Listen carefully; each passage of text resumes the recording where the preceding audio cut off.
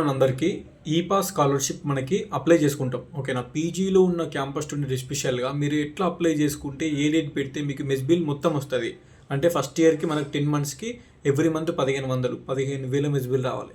Second ఇయర్లో 15,000 mess bill, మొత్తం 30,000 mess bill government నుంచి రిలీజ్ కావాలి. అండ్ ట్యూషన్ ఫీజు కూడా మనకి ఫస్ట్ ఇయర్ 20,000, సెకండ్ ఇయర్ 20,000 రావాలి.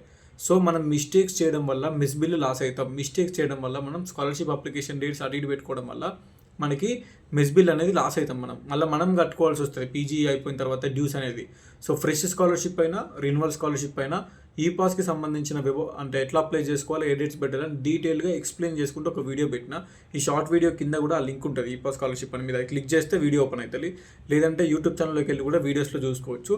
ఈ పాస్ స్కాలర్షిప్ ఫ్రెష్ అప్లికేషన్, ఈ pass scholarship renewal application last dates ఎప్పుడు ఉంటాయి, ఎట్లా అప్లై చేసుకోవాలి, especially for campus students. A campus అయినా, తెలంగాణలో ఏ క్యాంపస్లో ఉన్నా, ఏ హాస్టల్లో ఉన్నా అందరికీ పీజీ స్టూడెంట్స్కి ఆ వీడియో చేసిన క్లారిటీ అర్థమయ్యేటట్టు జస్ట్ ఒక 10-12 minutes వీడియో అది. ఆ వీడియో చూడండి. డౌట్స్ ఏమైనా ఉంటే ఆ వీడియో కింద కమెంట్ చేయండి. మిస్టేక్స్ ఏం లేకుండా స్కాలర్షిప్ అప్లై చేసుకోండి. ఫ్రెషర్స్ అయినా, రిన్యువల్స్ అయినా, ఈ ఇయర్ పీజీ అడ్మిషన్ అవుతున్న వాళ్ళైనా, లాస్ట్ ఇయర్ అడ్మిషన్ అవుతున్న వాళ్ళైనా ఇద్దరు ఆ వీడియో చూడండి. Compulsory it is very very very helpful to all of you. Okay, done.